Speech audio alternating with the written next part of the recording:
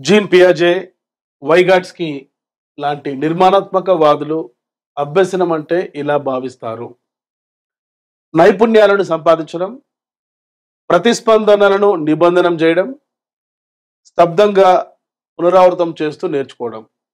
ఎప్పుడైనా పోటీ పరీక్షల్లో మల్టిపుల్ చాయిస్ క్వశ్చన్స్లో మీకు ఆన్సర్ తెలియని పరిస్థితుల్లో పెడగాజీ సైకాలజీ లాంటి పరీక్షల్లో 4 ఆప్షన్స్లో ఏదైతే లెంతీ ఆప్షన్ ఉంటుందో అది కరెక్ట్ ఆన్సర్ కావడానికి అవకాశం ఉంది. కానీ ఈ ప్రశ్నను మనం లాజికల్గా అండర్స్టాండ్ చేసుకోవాలి. జీన్ పియాజే ప్రతిపాదించిన సిద్ధాంతం కాగ్నిటివ్ కన్స్ట్రక్టివిజం, సంజ్ఞానాత్మక నిర్మాణాత్మకవాదం. వైగాట్స్కీ ప్రతిపాదించినటువంటి సిద్ధాంతం సోషియో కల్చరల్ కన్స్ట్రక్టివిజం.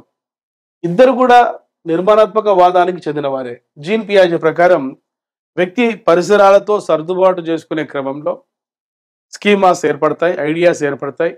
ఈ ఐడియాస్ 2 రకాలుగా ఏర్పడతాయి. ఈ ఎన్వైరన్మెంట్కు అడాప్టేషన్ చేసుకునే క్రమంలో అసిమిలేషన్, అకామిడేషన్ అనే 2 ప్రిన్సిపల్స్ ద్వారా ఐడియాస్ ఏర్పడతాయి అంటాడు జీన్ పియాజే.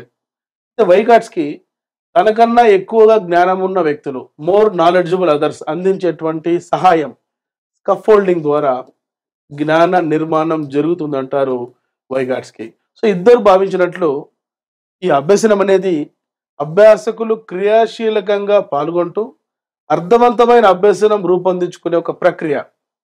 అభ్యసనం అనేది జ్ఞానాన్ని స్వీకరించుకునే ప్రక్రియ కాదు, అభ్యసనం అనేది జ్ఞానాన్ని నిర్మించుకునే ప్రక్రియ. అభ్యసన ఫలితం కంటే అభ్యసన ప్రక్రియ చాలా ఇంపార్టెంట్. మెదడు ఏమీ రాయబడని నల్లబల్ల కాదు, ఇది ట్యాబ్లా రాస కాదు. అంత ఎంతో సాంఘిక సాంస్కృతిక పరిస్థితుల వల్ల మెదడులో పాఠ్యాంశానికి సంబంధించిన కొన్ని భావనలకు సంబంధించిన అవగాహన ఉంటుంది. ఆ అవగాహన ఆధారంగా కొత్త జ్ఞానం నేర్పించాలంటుంది నిర్మాణాత్మకవాదం. సో ఈ యొక్క ప్రశ్నకు ఆన్సర్ ఏంటంటే 4th ఆప్షన్. మిగతా 3 ఆప్షన్స్ గమనిస్తే నైపుణ్యాలను సంపాదించడం అనేది యత్నదోష అభ్యసన సిద్ధాంతంలో ట్రయల్స్ పెరిగే కొద్దీ ఎర్రర్స్ తగ్గి నైపుణ్యాలు నేర్చుకోవడం అనేది జరుగుతుంది. ప్రతిస్పందనలను నిబంధనం చేయడం, నిబంధనం అనేటువంటి పదాన్ని మొట్టమొదట సైకాలజీలో ఉపయోగించినటువంటి వ్యక్తి ఇవాన్ పావ్లో. ఇవాన్ పావ్లో ప్రతిపాదించిన సిద్ధాంతం పేరు శాస్త్రీయ నిబంధన సిద్ధాంతం. స్కిన్నర్ ప్రతిపాదించిన సిద్ధాంతం పేరు కార్యసాధక నిబంధన సిద్ధాంతం. ఈ 2 సిద్ధాంతాలు ఉద్దీపన ప్రతిస్పందనల మధ్య ఉండే అసోసియేషన్ గురించి వివరిస్తాయి.